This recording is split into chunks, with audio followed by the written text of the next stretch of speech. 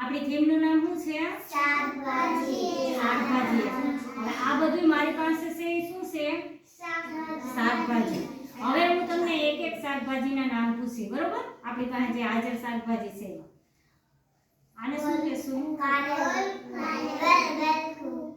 ગલકું. પછી રીંગણું. પછી મરચું. પછી ટમેટું. પછી શું કહેવાય ભાઈ આને? હા. પછી ડુંગળી.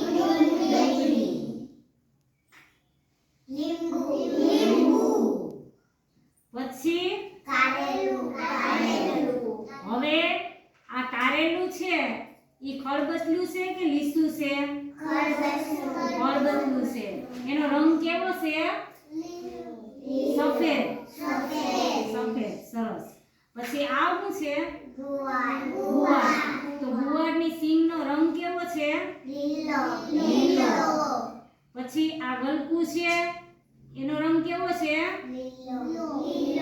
જાબીર, ગલકાનો રંગ કેવો છે? લીલો. ઈ ખરબચલું છે કે લીસું છે?